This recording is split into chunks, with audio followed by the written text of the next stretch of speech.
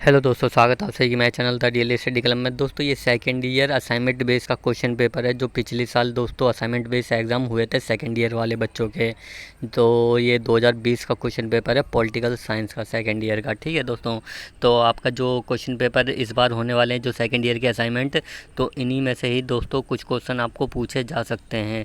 तो मैं एक बार आपको क्वेश्चन दिखा देता हूँ और उनको सॉल्व भी करवा देता हूँ कि आपके उसमें आंसर क्या होगा। तो इसके बारे में भी इस वीडियो में पूरी जानकारी बताऊंगा। ठीक है, तो ये क्वेश्चन पेपर आपको मैं सॉल्व करवाऊंगा। तो यहाँ पे देखिए दोस्तों, इन्होंने लिख भी रखा है असाइनमेंट बेस वाला ये क्वेश्चन पेपर है। और दोस्तों ये सेकेंड ईयर और फोर्थ सेमेस्टर वाले बच्चों के लिए भी सेम है, क्योंकि जो सेकेंड ईयर का फोर्थ पार्ट है वो सेकेंड ईयर में ही आता है, यानी चौथा सेमेस्टर सेकेंड ईयर में ही आता है। ठीक है, तो उनके भी दोस्तों क्वेश्चन इसी में से एक या आधा तो दोस्तों इसमें से रिपीट हो सकता है। ठीक है, तो सेकेंड ईयर वाले बच्चे भी इसको पढ़ लें, याद कर लें, और इन्हीं में से आपका क्वेश्चन है जो आ सकता है। ठीक है, तो आपको मैं क्वेश्चन दिखा देता हूँ कि आपके कौन कौन से क्वेश्चन आएंगे। तो इनमें देखिए दोस्तों, चार क्वेश्चन आएंगे। ठीक है, तो चार में से आपको दो अटैम्प्ट करने पड़ेंगे।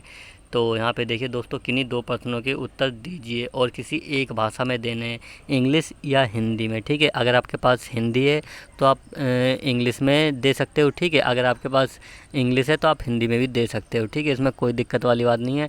बस दोस्तों लैंग्वेज आपकी एक होनी चाहिए, कि पूरा पेपर एक लैंग्वेज में होना चाहिए, कि ऐसा नहीं कि आधा आपने इंग्लिश में लिख दिया और आधा हिंदी में लिख दिया, इस तरह से नहीं होना चाहिए। और यहाँ पे देखिए 100 नंबर का ये असाइनमेंट होगा आपका, और इसमें दोस्तों मैक्सिमम आपको एक हफ्ते का टाइम मिलेगा। जितने भी असाइनमेंट है अपलोड करने के लिए वो एक हफ्ते का टाइम मिलेगा। तो अब पहला क्वेश्चन देख लेते हैं दोस्तों। यहाँ पे देखिए पहला क्वेश्चन, भारतीय राज्य के स्वरूप पर गांधीवाद परिप्रेक्ष्य का विश्लेषण कीजिए। तो दोस्तों ये पहला क्वेश्चन है आपका, और इसका मैं दोस्तों आंसर भी आपको दिखा देता हूँ कि इसका आंसर कहाँ पे है और कौन से पेज नंबर है और कौन सा चैप्टर है।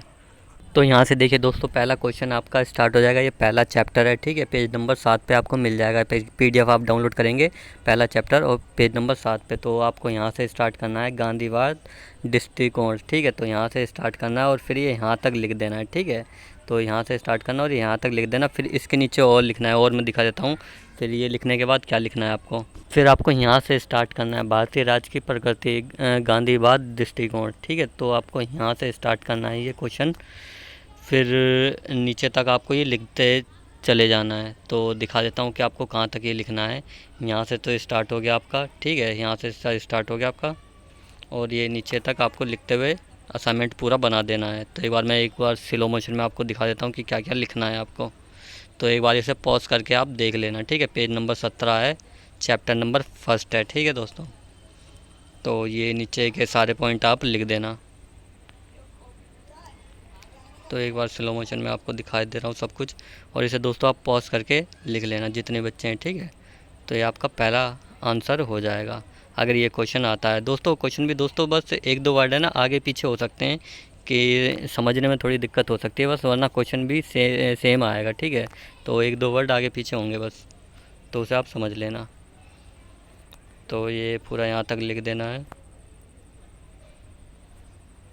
तो ये देखिए दोस्तों, यहाँ तक आपको ये लिख देना है। ठीक है, एंड में, और फिर इसके बाद दोस्तों निष्कर्ष भी आप लिख देना। ठीक है, लास्ट में जब ये क्वेश्चन पूरा हो जाए तो इसका निष्कर्ष भी आप लिख देना। ठीक है, तो अब दूसरा क्वेश्चन देख लेते हैं।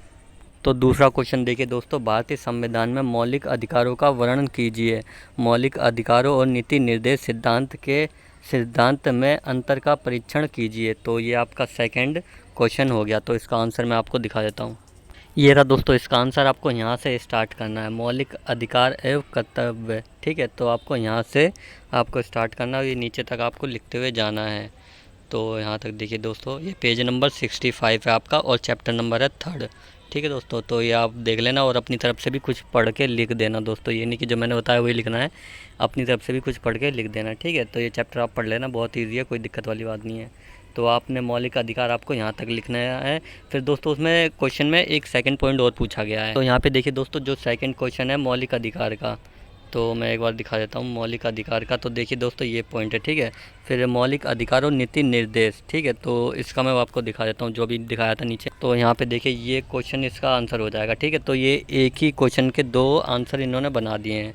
तो आपको ये मौलिक अधिकार भी लिख देना है ऊपर से। ठीक है, तो ये मौलिक अधिकार हो गया आपका, यहाँ से स्टार्ट होगा और ये आप लिखते हुए जाना नीचे तक। ठीक है, फिर नीति निर्देश भी लिख देना आप। तो ये नीचे तक आपको दिखा देता हूँ। और ये पेज नंबर 65 है और चैप्टर नंबर 3 है दोस्तों। तो आप देखना चाहो तो आप वहाँ से भी देख लेना, ठीक है। अपना जो बुक है वो डाउनलोड करोगे वहाँ पे भी आपको दिख जाएगी। तो ये हो गया। बस दोस्तों यहीं तक है, ठीक है। तो आपको ये यहाँ तक आपको लिख देना है। और दोस्तों स्टार्टिंग में भी कुछ पॉइंट दे रखे हैं, तो वो पॉइंट आप पढ़ लेना और अपनी तरफ से लिख देना मौलिक अधिकार के बारे में, ठीक है दोस्तों। तो आपका ये सेकंड क्वेश्चन कंप्लीट हो गया। अब तीसरा क्वेश्चन देख लेते हैं दोस्तों। भारतीय राजनीतिक व्यवस्था में राष्ट्रपति की कार्य एवं शक्तियों का आलोचनात्मक मूल्यांकन कीजिए। तो इसका मैं दोस्तों आंसर आपको दिखा देता हूँ। ये रहा दोस्तों इसका आंसर, भारत का राष्ट्रपति। आपको यहाँ से स्टार्ट करना है, ठीक है। और ये चैप्टर नंबर दोस्तों 4 है और पेज नंबर है 91, ठीक है। तो आप ये डाउनलोड करके देख लेना। तो आपको यहाँ से स्टार्ट करना है, ये अनुच्छेद 52 से, ठीक है। यहाँ से स्टार्ट करना है ये पूरा, और नीचे तक जितने भी पॉइंट दे रखे हैं ये सारे पॉइंट आप लिख देना। तो मैं एक बार आपको दिखा देता हूँ। इन्हें आप पॉज करके दोस्तों लिख सकते हो, ठीक है। तो वीडियो देख लेना पूरी और इसमें आप पॉज करके लिख देना। तो ये पूरा असाइनमेंट आपका हो जाएगा, ठीक है दोस्तों। तो अगर इन केस दोस्तों ये क्वेश्चन सेम टू सेम आ सकते हैं, ठीक है दोस्तों। तो इसमें कोई दिक्कत वाली बात नहीं है। ये भी क्वेश्चन दोस्तों इसमें 1-2 क्वेश्चन आपको रिपीट होंगे ही होंगे। तो ये मैं आपको दिखा देता हूँ। और दोस्तों इसको अपनी तरफ से भी कुछ लिख देना, ठीक है। तो ये तो मैं बता रहा हूँ, और भी कुछ अगर आपके समझ में आता है तो वो भी आप लिख सकते हो। भारत के राष्ट्रपति, ठीक है दोस्तों। तो पहले प्रथम राष्ट्रपति थे अपने राजेंद्र प्रसाद, ठीक है। 1950 से 1962 के बीच में रहे थे ये राजेंद्र प्रसाद, पहले राष्ट्रपति। तो बहुत बार ये एग्ज़ाम में भी पूछ लेता है भारत के पहले राष्ट्रपति कौन थे, तो आप बता सकते हो राजेंद्र प्रसाद।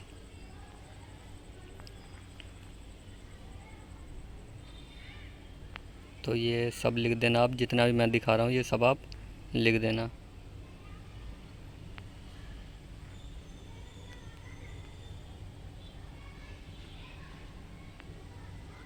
बस दोस्तों यहाँ तक ये आप लिख देना, ठीक है। फिर इसके बाद और लिखना है, मैं और आपको दिखा देता हूँ।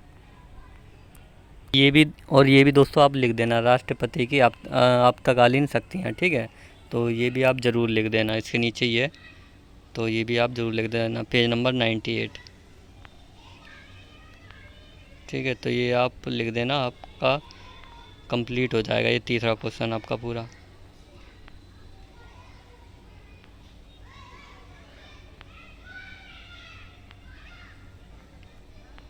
तो बस दोस्तों यहीं तक था, ठीक है। तो ये यहाँ तक आप लिख देना और इसका निष्कर्ष भी लिख देना तीसरे क्वेश्चन का। तो ये तीसरा क्वेश्चन आपका कंप्लीट हो गया। अब चौथा क्वेश्चन देख लेते हैं दोस्तों। चौथा क्वेश्चन देखिए, भारत और चीन में मानव अधिकार की स्थिति की तुलना और असमानताओं का वर्णन कीजिए। यानी मानव अधिकार के बारे में लिखना है। चीन के मानव अधिकार और भारत के मानव अधिकार के बारे में आपको लिखना है। तो इसका मैं आंसर आपको दिखा देता हूँ। तो इसका आंसर दोस्तों यहाँ से स्टार्ट है। स्वतंत्र भारत में मानव अधिकार, पेज नंबर है दोस्तों 55 और चैप्टर नंबर है 7। तो ये दूसरी बुक है दोस्तों। जब आप बुक डाउनलोड करोगे तो आपको 5 से 10 चैप्टर वाली बुक डाउनलोड करनी है, और ये 7th चैप्टर है आपका, पेज नंबर है 55, ठीक है। तो आपको ये यहाँ से लिखना स्टार्ट करना है स्वतंत्र से, ठीक है। तो ये आप नीचे तक आपको लिखते हुए जाना है। तो चीन का भी मैं दिखाऊँगा, चीन का मानव अधिकार, ये भारत का मानव अधिकार है दोस्तों। तो ये भारत के बारे में लिखना है इसमें। तो ये आप लिख देना सारा कुछ, स्लो मोशन में दिखा देता हूँ आपको।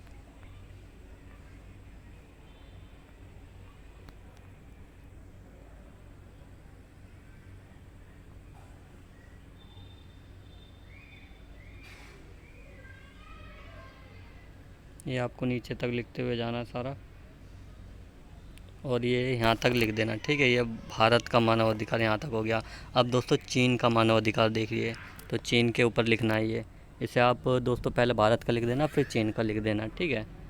तो इस तरह से बना के लिख देना, जिस तरह से आपको समझ में आए। भारत और चीन का दोनों का लिखना है, तो उस हिसाब से आप लिख देना। ये चीन का मानव अधिकार है।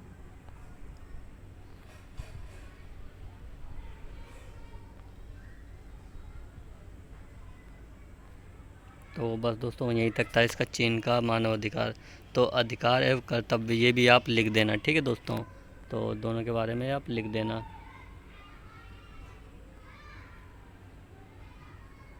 तो ये दोस्तों आप यहीं तक लिख देना कर्तव्य तक, ठीक है। तो ये चीन का और भारत का मानव अधिकार हो जाएगा, ठीक है। तो अब इस चैप्टर को आप पढ़ लेना और अपनी तरफ से भी कुछ बातें इसमें ज़रूर ऐड करना। ये नहीं कहता कि मैं जो मैंने बताया वही सेम टू सेम लिखना है, कुछ बातें अपनी तरफ से भी इसमें ऐड करना और लंबा असाइनमेंट लिख देना, जितने पेज का आप लिख सकते हो लिख देना, ठीक है। मैक्सिमम जितने पेज आप लिख सकते हो लिख देना, ठीक है। और आपके 4 क्वेश्चन आएंगे, 4 में से आपको 2 क्वेश्चन अटैम्प्ट करने हैं। ये चारों के चारों नहीं करने हैं, सिर्फ 2 क्वेश्चन आपको अटैम्प्ट करने हैं 4 में से। 2 क्वेश्चन के ऊपर आपको असाइनमेंट बनाना है। तो बस दोस्तों यही क्वेश्चन थे आपके सेकंड ईयर वाले बच्चे और 4th सेमेस्टर वाले बच्चे। तो इन्हीं में से ही आपको रिपीट होके आएगा, एक आधा क्वेश्चन दोस्तों ज़रूर आपको रिपीट होके आएगा, ये मैं गारंटी के साथ कह रहा हूँ दोस्तों। आपको एक आधा क्वेश्चन ज़रूर इसी में पूछेंगे असाइनमेंट में, ठीक है दोस्तों। तो वीडियो को शेयर कर देना अपने दोस्तों के साथ और चैनल को दोस्तों सब्सक्राइब जरूर कर देना। आपके लिए मेहनत करता रहता हूँ दोस्तों, बस थोड़ा आपका सपोर्ट चाहिए मेरे को। चैनल को सब्सक्राइब कर देना और वीडियो को शेयर ज़रूर कर देना, जिससे कि मुझे भी मोटिवेशन मिले और काम करने के लिए, ठीक है। तो चैनल को सब्सक्राइब जरूर करना, ठीक है दोस्तों। तो अगली वीडियो जो भी दोस्तों सब्जेक्ट है उसका नेक्स्ट वीडियो में ज़रूर लाऊंगा, सॉल्व क्वेश्चन ज़रूर आपको दूंगा, ठीक है। तो इस वीडियो को दोस्तों शेयर कर देना और सब्सक्राइब जरूर कर देना। Thank you.